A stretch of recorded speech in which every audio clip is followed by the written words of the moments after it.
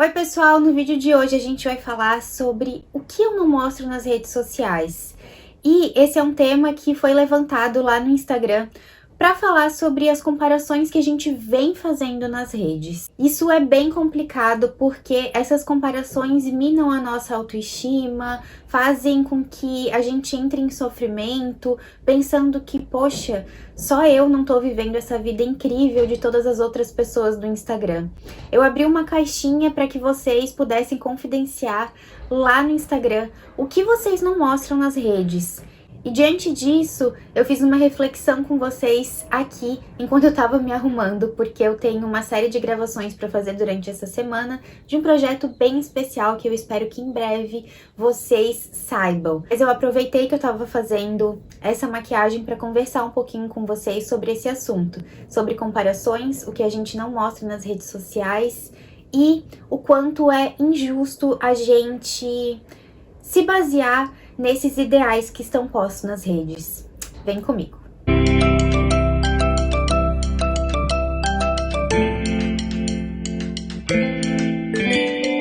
A comparação é um tema que, com frequência, aparece na clínica.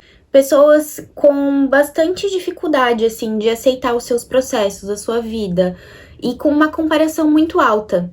Porque, de fato, né, gente, nas redes sociais parece que tá todo mundo muito bem, menos a gente. E isso faz com que a gente se sinta com uma autoestima mais baixa, se perguntando por que só eu passo por esses processos. E uma coisa que eu percebo muito na clínica, mas também enquanto pessoa física, sim, claro que tem as questões do meu trabalho, mas enquanto amiga, eu vejo que o que eu converso com as pessoas, tanto no consultório, na clínica, quanto nas amizades, na família, nada disso é retratado nas redes sociais. As pessoas não sabem o perrengue que cada uma passa.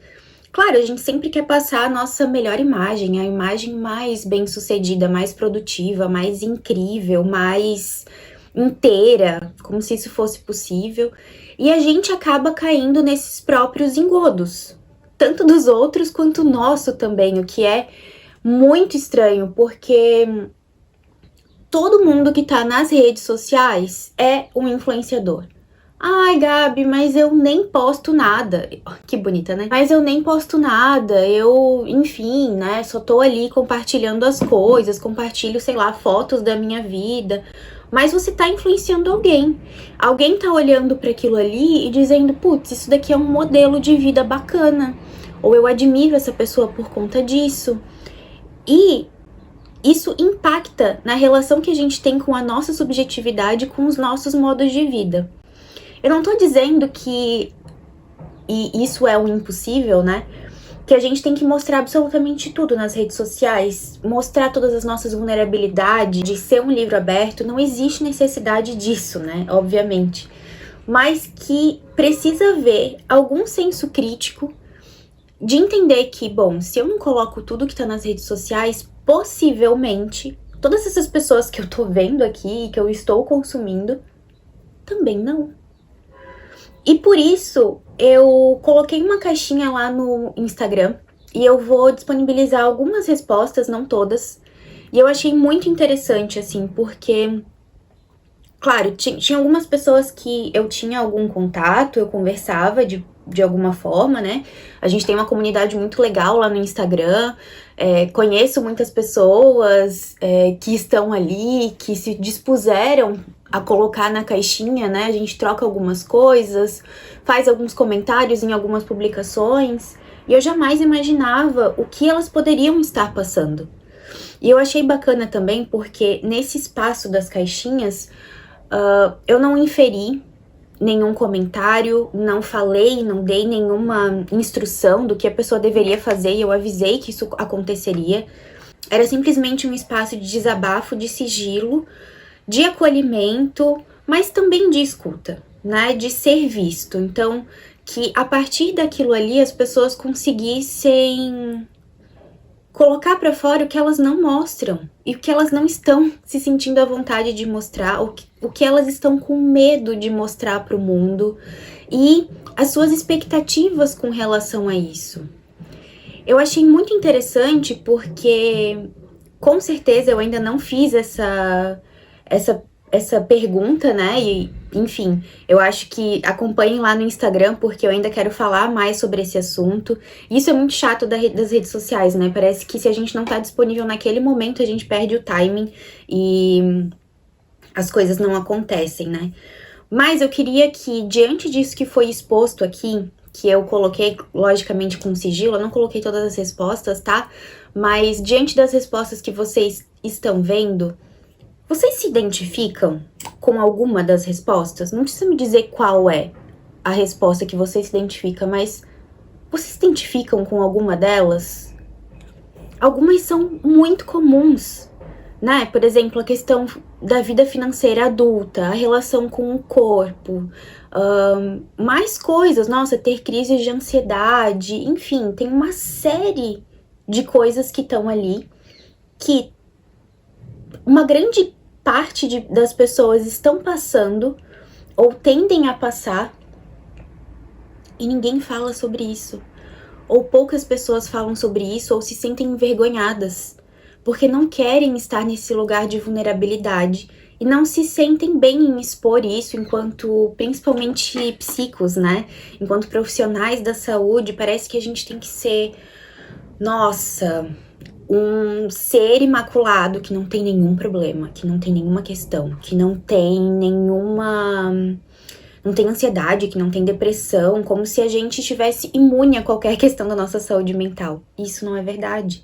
A gente tem várias dificuldades, a gente passa por muitas questões. E o que a gente não mostra no Instagram faz parte da nossa vida, do nosso cotidiano.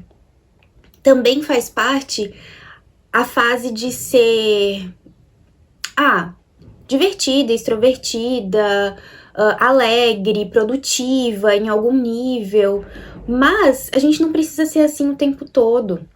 Me chamou a atenção uma resposta que falava assim: eu não mostro no Instagram que eu acordo tarde em dias de semana. E aí eu lembrei bastante daquele cronograma da Boca Rosa, não sei se vocês viram, sabe? Postar o horário somente antes das 8, uma coisa assim, né? Quando acordar, depois das 8. Enfim, era uma coisa assim. Mas o que isso passa pra gente? Nossa, então ser produtiva é acordar às 6 horas da manhã, sei lá, fazer meus exercícios físicos, ter alguma atividade, estar pronta para trabalhar na minha mesa ao horário tal. E se eu estou para fora dessa realidade, eu não sou produtiva. As pessoas não podem saber que eu acordo 10 horas da manhã na segunda, na terça, na quarta, ou que eu acordo meio-dia. E parece que não tem espaço para subjetividade, para singularidade e para o teu modo de vida. O modo de vida ideal tem que ser aquele que tá no Instagram, ou no cronograma da Boca Rosa, ou no cronograma de quem for. O que é da tua característica, o que faz sentido para ti, ou eu acho que isso aqui não cabe, porque não é o ideal. E quanto mais a gente for quebrando esses ideais e mostrando para as pessoas o quanto elas podem ter esse desprendimento de ter um modo de vida que é seu, menos sofrimento a gente vai ter ao longo da nossa vida, sabe? É uma garantia? Não. Mas provavelmente a gente vai conseguir viver com mais leveza, entendendo quais são os nossos limites dentro da nossa realidade. Uma coisa que eu tenho pensado muito, assim, e que, enfim, tenho levado para minha análise, inclusive, é a minha relação com o Instagram, sabe? Eu tenho ficado constantemente frustrada com o espaço do Instagram. Uma por conta desses ideais que estão nas redes, mas também num sentido de, poxa, o que é ser uma profissional de psicologia dentro do Instagram, sabe? Eu tenho que fazer dancinha, eu tenho que fazer esquetes de situações e mais assim, será que eu quero entrar nesse jogo, sabe? Eu tô, não sei, acho que desde quando eu saí da faculdade, meu Deus do céu, vai fazer 5 anos que eu saí, cara, da faculdade. Eu acho que são 5 anos, meu Deus. Mas... E aí eu penso, nossa, tem alguns colegas que cresceram tanto, sabe, nas redes, e que têm agendas lotadas, e que, sei lá, claro, fizeram por merecer, né, são ótimos profissionais e tal. E eu fico me perguntando, qual é o meu problema, sabe? Tipo, ó, eu tô aqui no YouTube, eu tô aqui, eu tô no Spotify, eu tô no Instagram, mas eu não cresço com essa frequência. E aí, claro, a gente tá falando de comparação, né? Tô falando das minhas questões com a comparação, mas eu não cresço com essa frequência que essas pessoas, né? E essas pessoas cresceram num exponencial muito grande, né? Muitas começaram nas redes depois de mim, inclusive. Então isso bate em mim, né, enquanto profissional, e fico pensando, meu Deus, o que eu tô fazendo de errado? E será que eu preciso continuar aqui? Será que eu preciso continuar nesse jogo? Eu tenho me questionado com relação a isso. E claro que eu entendo que tem a minha singularidade, o meu modo de colocar os conteúdos, mas isso eu não mostro no Instagram, né? Até que eu mostro, eu já conversei com vocês sobre isso lá no Instagram. Mas essa constante, sabe, frustração. Porque parece que a gente é só número, né? E só os números importam. Eu tenho tentado cada vez mais me afastar disso, me afastar desse ideal do que é ser uma profissional hoje em dia, né? Em 2022, num momento que ainda é pandêmico, mas que as cobranças e com relação à saúde mental e ao nosso trabalho mesmo, né, nesse espaço, tem aumentado exponencialmente, né? Então, não tem uma solução prática para isso, e eu acho que talvez o caminho seja esse da gente falar, da gente se comunicar e da gente perceber que muito provavelmente todo mundo tá se sentindo pressionado ou incomodado, angustiado, e que dentro disso, claro, a gente precisa buscar ajuda, né, diante de todas essas questões, a gente precisa de um espaço de escuta, de acolhimento, mas também de reflexão e de entendimento que o que a gente posta aqui nas redes não é uma verdade absoluta, não é a nossa versão inteira, né? Ninguém posta as crises de ansiedade que tem, ou ninguém posta as noites de insônia mal dormidas, preocupadas com problemas da sua vida pessoal, muito pelo contrário. Se posta, sei lá, que acordou 5 horas da manhã como se isso fosse um ideal de vida, mas possivelmente, e eu não tô dizendo que isso é uma regra, vai que aquela pessoa tá extremamente ansiosa e por isso ela não consegue dormir até meio-dia. Ela vai acordar às 5 horas da manhã porque ela já acordou com o coração acelerado e tá ruim por conta disso, né? Então, muitas vezes a gente acaba também colocando como um ideal uma vida adoecida, né? E a gente precisa prestar atenção nisso. Quais são os nossos limites diante da vida? Não os limites do outro, sabe? O que é importante e interessante para mim que tô vivendo, tô experienciando, tô experimentando o que é a minha vida enquanto psicóloga ou enquanto Gabriela, enquanto sei lá o que, sabe? Então, quando a gente para pensar nesses ideais que estão montados na internet, é importante que a gente tenha a noção de que isso não é uma verdade inteira e que a gente se desprendendo disso, muito provavelmente, ou possivelmente, né, essa comparação pode diminuir, entendendo que o outro, ele tem um lugar ou que pode ter similaridades com você que seja muito parecida, né? Ou que esteja passando por coisas que sejam cada vez mais comuns. e que tristemente são comuns, né? Como crise de depressão, crise de ansiedade, questões com a vida financeira, principalmente no Brasil que a gente tá hoje em dia, questões socioeconômicas, medos, anseios, vontades, dificuldades. E a gente precisa mais dessa conexão um com os outros, com a realidade da vida, com uma conversa sincera e não com o que a gente mostra em 15 segundos no story ou o que a gente posta no feed, que é uma imagem montada.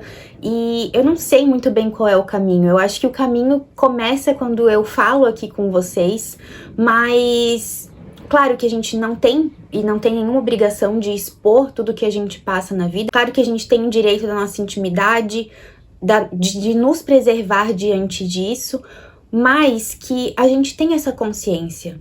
Olha, se eu tô postando isso daqui hoje e eu tô desse jeito, o que será que fulana que tem não sei quantos milhões de seguidores pode estar passando também? Por que eu tô me comparando com essa pessoa?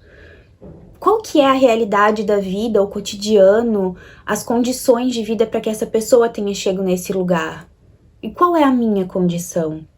Eu acho que quanto mais a gente se aproximar da gente, do que a gente é capaz e possível de realizar, que não precisa ser menos, mas que é dentro da nossa realidade, do que são as nossas possibilidades, as coisas podem começar a diminuir num sentido da comparação. Quando a gente olha pra gente e diz, nossa, eu tô sofrendo, eu tô passando por isso, tá difícil, tá complicado, e a gente olha para um outro extremamente feliz, parece que só a gente tá nesse momento. Quando na verdade, pode ser que um outro também esteja fingindo. E aí a gente entra numa rede de, poxa, eu vou fingir também. Eu não vou cair nesse barato de dizer, nossa, eu tô muito triste hoje, ou eu tô cansada, eu tô desesperada, ou enfim, eu tô com medo. As nossas vulnerabilidades, elas não são abraçadas. Vocês percebem isso? E a gente não sei se tem certa facilidade de abraçar também a vulnerabilidade do outro, ou de dizer, nossa, que fraca, né? Ou muitas vezes a gente admira a vulnerabilidade do outro porque sabe a dificuldade que é de vir, de expor, de se colocar, e muitas vezes a gente não tem coragem, ou a gente se limita porque não é o comum, né? Então, com esse vídeo eu queria convidar vocês a colocar aqui embaixo o que você não mostra no Instagram ou nas redes sociais, e também convidar vocês a se aproximarem de vocês, dos seus processos, das suas possibilidades de vida e do que é possível construir a partir disso, a partir das tuas possibilidades, do teu ritmo, do teu caminho, da tua rotina e não daquilo que está pré-estabelecido enquanto ideal. Gente, vou continuar me maquiando aqui e eu vejo vocês, espero que muito em breve, no próximo vídeo. Até mais!